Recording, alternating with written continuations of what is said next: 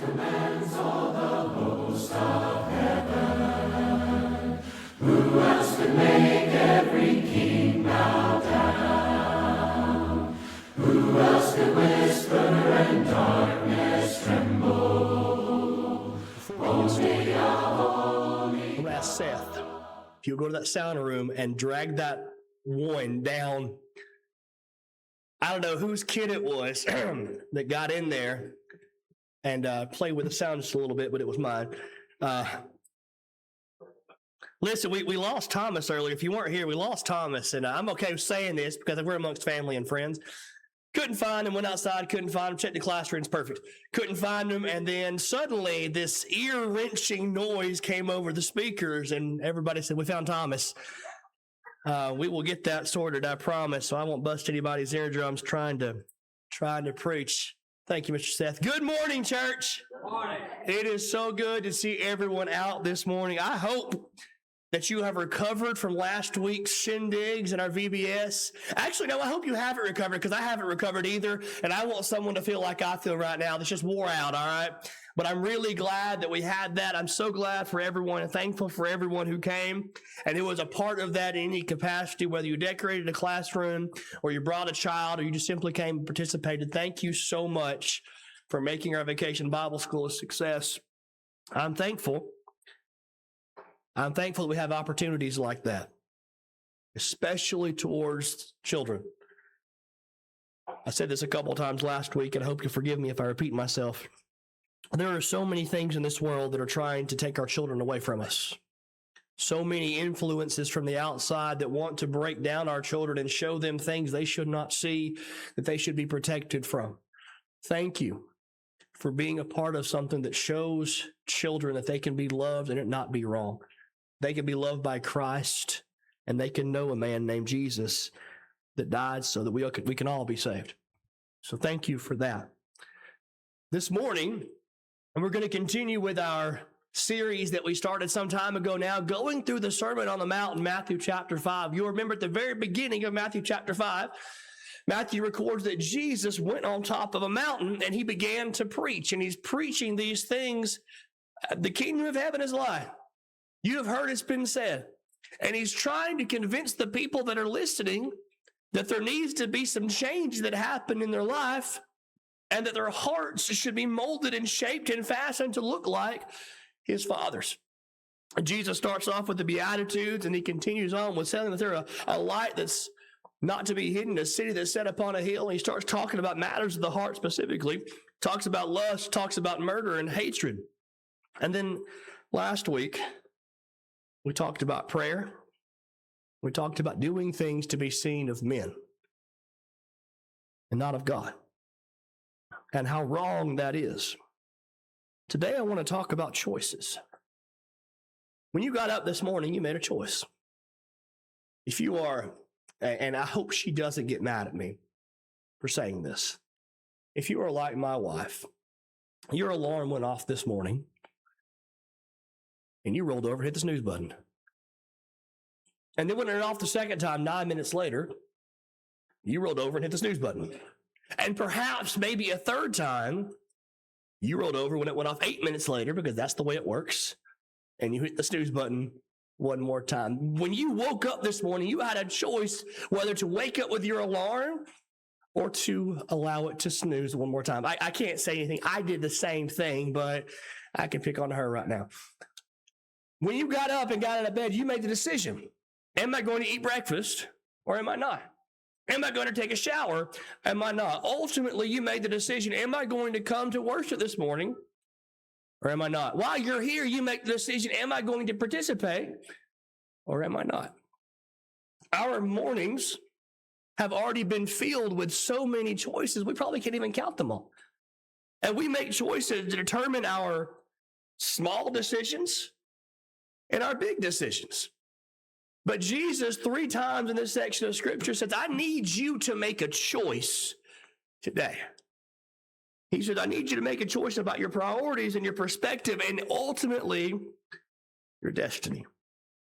What do we treasure? What do we focus on? And who do we serve?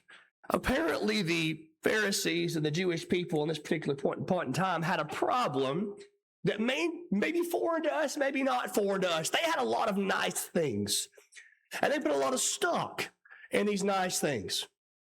Jesus says, don't lay up for yourself treasure on earth where moth and rust destroy and where thieves break through and steal, but lay up for yourself treasure in heaven where neither moth nor rust destroy and where thieves do not break in and steal. For where your heart is, there will your treasure be also. Rather, where your treasure is, there will be your heart be also. Now, I want you to understand something. Jesus is not condemning riches. Jesus is not saying it's a sin to be rich. I think sometimes we take that, we twist it just a little bit, and we say, well, if you're rich, it's a sin. Now, Jesus does warn about being rich. Jesus does warn about putting your trust in these things, but he's not saying it's a sin to have possessions. He's saying it's a sin to put your trust in those possessions. What happens when a 2-year-old gets a hold of a dollar bill? It goes, right? Rips it right in half. What happens, Johnny, when you let your good pair of cowboy boots get soaked and you don't get them dry in time? Well, they ruin, right? What happens to a vehicle when it gets into an accident or it's left to sit out in your yard for too long? Ultimately, the things that we see, the possessions that we have, ultimately, they will go away. Either you will spend your money, maybe your possessions, your house, your vehicle, your car, it will get lost, it will get burnt, something like that. Moth will destroy it, rust will corrupt it, or someone will steal it. Jesus says that's the inevitable outcome to everything that we place value with on this earth. Either something's going to take it or it's going to die. Everything is temporary as far as our possessions go. That's why Paul tells Timothy in 1 Timothy chapter 6. He says in verse number 6, godliness with contentment is great gain. For we brought nothing into this world, and it is certain we will carry nothing out of it. Job says, naked I came, naked I'll go. In Ecclesiastes chapter 5 and verse number 10, and Solomon says, he who loves silver will never be satisfied with silver, nor does he who love abundance with increase. This is also vanity. I think about Solomon, who was wealthy beyond imagination. He says, I'm not satisfied. Someone said one time, and I have argued with them, within myself, money can't buy happiness. You've heard that, right? You probably said that. Have you heard the country song, It Will Buy Me a Boat? There's a prayer in the Old Testament. Lord, give me just enough to what I need. Not more lest I grow wealthy and forget about you, not less lest I say God does not provide. Give me just what I need. I don't pray that God sends me a Ferrari anymore. I don't pray that God gives me a windfall of several $1 million because I don't know what I'd do with that. To be completely honest, Mike, I'd be worried it would change me. Give me just what I need. Proverbs chapter 23, verses 4 and 5 says, do not overwork to be rich. Because of your own understanding cease. Will you set your eyes on that which is not? For riches certainly make themselves wings, and they fly away like eagles towards heaven. They're going to go away. Perhaps you've heard the story about the rich man who was about to die, and he said, I'm going to take my money into heaven with me. And so he had all of his assets converted into gold. And he said, when I die, bury them with me. And so he died, and his gold was buried with him. And he got to the pearly gates, and Peter, because again, Peter's always there in these stories, says, what you got in the bags? And he said, I brought my gold with me. And Peter thought it was strange, but he allowed him in. And Peter turned to John and said, I wonder why he brought all that asphalt in with him. Because in heaven, the streets are paved with gold. And the things that we hold valuable in this life don't really matter in that life because they have no value. Not possessions, not earthly items. They are going to be gone. And when they're left here, Peter says they're going to be melted with fervent heat. They are not going to survive. So don't make them the focus of your life. Heavenly treasures, on the other hand, those are eternal. It's been said the only things you can take to heaven are yourself and your family. Where are you putting your treasure? And where are you making your investments? Are you being in service to God in this life? Because I promise you, the next life will hold those to your account. Our souls are eternal.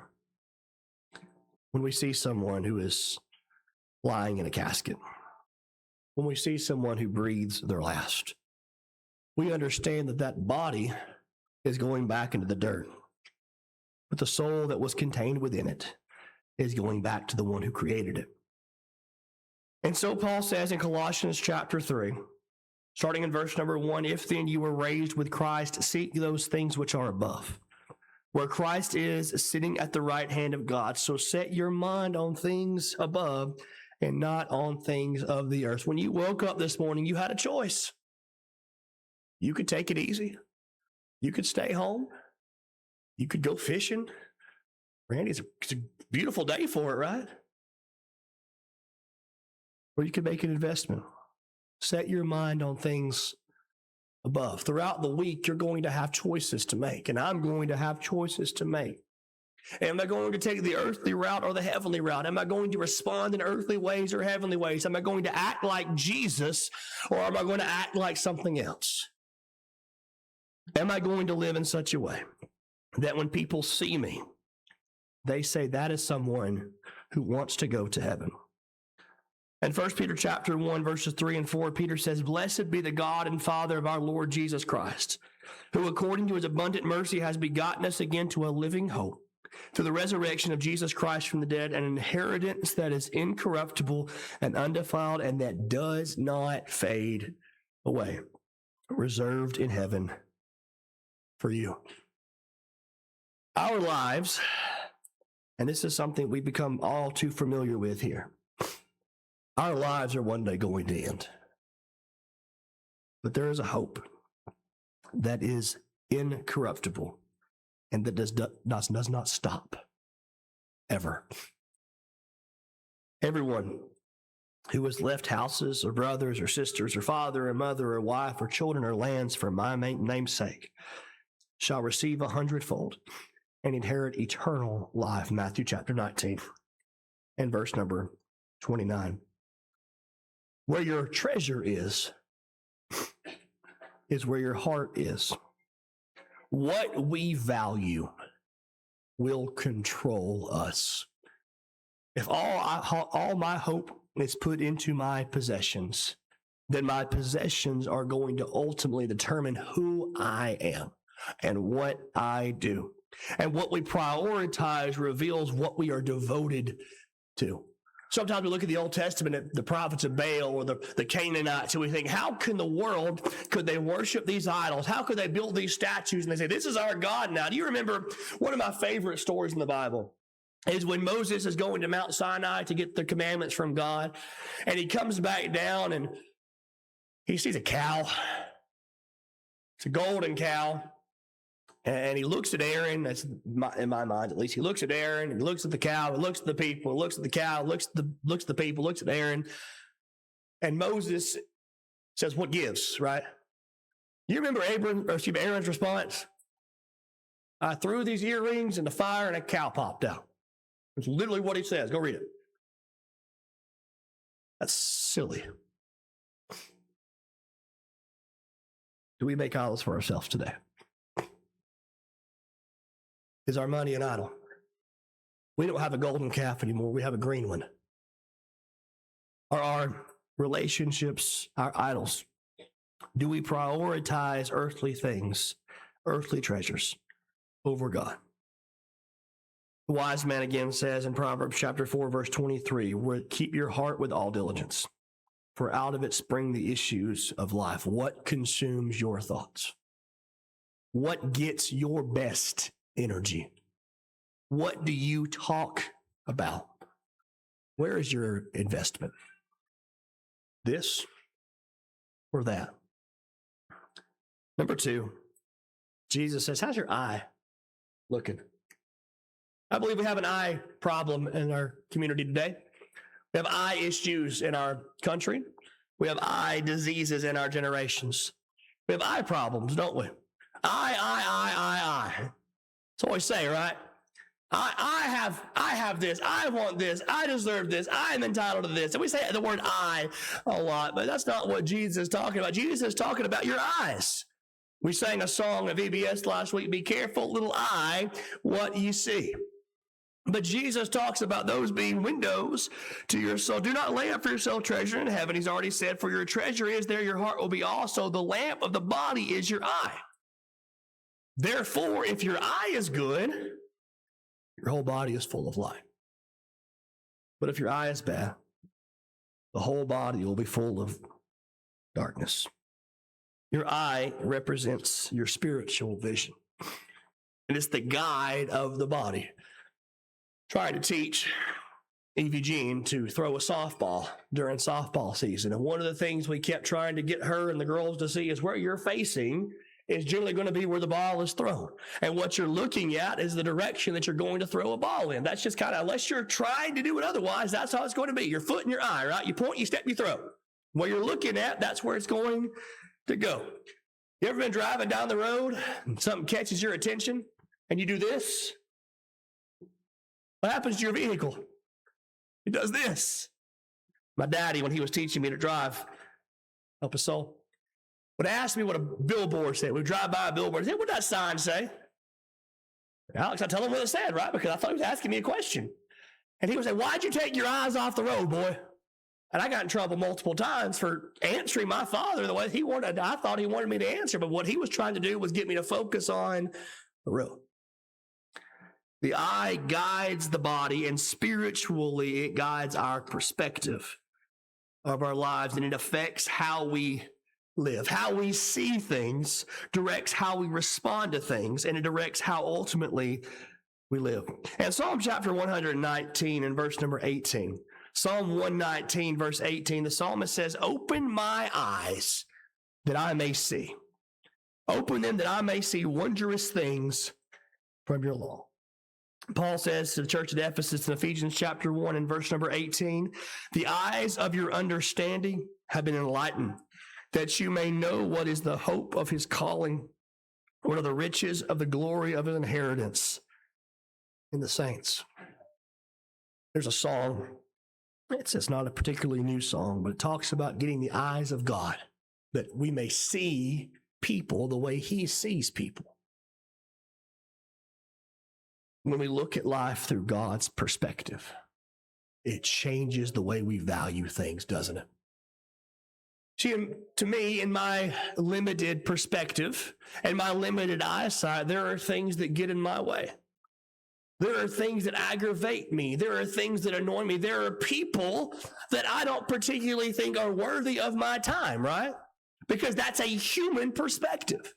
How does God value people that we think are lesser? You remember what Jesus says to his apostles who are arguing about who's going to be the greatest in the kingdom of heaven?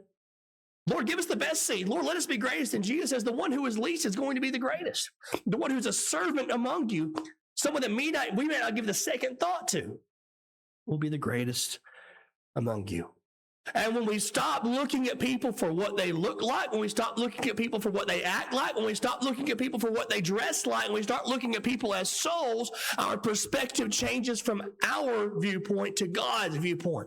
And we think this person needs to hear the gospel. This person is worthy of salvation. This person can go to heaven, not because I think they are, but because God thought they were and sent his son to die for them. Set your mind once more on things above, not on things of the earth. What are you thinking about right now? Well, that's a scary thought, isn't it?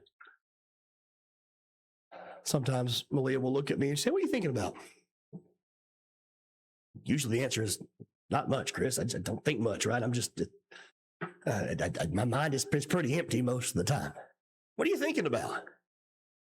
Maybe you're thinking about right now what to cook lunch. Maybe you're thinking about the nap that you're going to experience later. Maybe you're thinking about you're a little upset that we didn't get an invitation for Dovertown's VBS because we got the dates wrong. I don't know.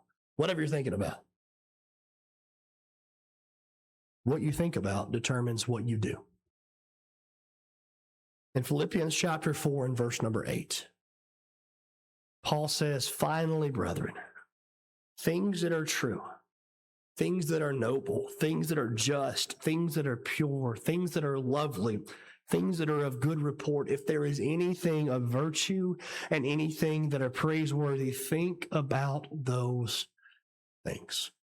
If my mind is constantly filled with things that are negative, you know what's going to happen? My mind and my thoughts and my life is going to be negative. I saw a motivational poster years and years ago, and it said, whether you think you can or you can't, you're right. And that hit me, you know?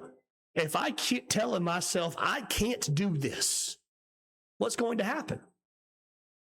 I can't do it. If someone tells you you can't do this over and over in your life, eventually you're going to convince yourself that they are right. So instead, Paul says, change your mindset to things that are good. Because otherwise your spiritual eyes will be darkened. And Jesus likens that to being blinded. Remember, our context is talking about treasures. If materialism is a problem, it will cloud our judgment. Our perspective, being selfish, distorts the way we see things. And sin ultimately blinds us. That's why Paul warns in 2 Corinthians chapter 4 and verse number 4, talking about Satan, whose minds the God of this age has blinded, who do not believe, lest the light of the gospel of the glory of Christ is the image of God, and it should shine on them. A man with an evil eye hastens after riches and does not consider that poverty will come upon him. Proverbs chapter 28 and verse number 22. What are you focusing on? What's important to you? How are you viewing your life and the lives of those around you? I'm not better. I'm not worse. I'm not worthy, but I was worth it. And you know what? So is everybody else. You are worth it. Stop listening when people tell you you're not. Stop viewing yourself through their lenses and start viewing yourself through God's lenses. And stop viewing them through your lens and start viewing them through God's lens. And start viewing sin not through your lens, but through God's lens. Call things that are good, good. Things that are bad, bad. Help and do the things that you're supposed to do. Otherwise, if the light that is in you is darkness, how great it is. This or that. Thirdly, Jesus says, who are you serving? You know, in John chapter 4, the Jewish people come to Jesus, and Jesus tells them they're in bondage. He says, you're entrapped. And they say, we're children of Abraham. We've never been in bondage to anyone. And he says, no, that's not exactly true. He says, you're not of your father Abraham. You're of your father the devil. You are serving something. Everyone serves something. If you have a job in which you have a boss, you are in some capacity serving your boss. If you are a student in school, in some capacity, you are serving your teacher, your professor, your principal. If you are a child, you are serving your parents. Everyone serves something. But Jesus says, where is your throne of your heart? Is it with God or is it on something else? There's a verse in Romans chapter 6. We actually talked about it at our camp this year. We talked about Jesus Christ bringing us freedom. But in Romans chapter 6, verse number 16, Paul says, do you not know that to whom you present yourselves slaves to obey, you are that one slaves who you obey, whether of sin leading to death or of obedience leading to righteousness. The person, the thing, the item that you serve becomes your master. Now, we don't like to talk about that. We don't like to talk that terminology. We like to change things to make them softer, right? The Bible's pretty clear on that. If you serve something with your whole heart, you are its servant, you are its slave, and it is your master.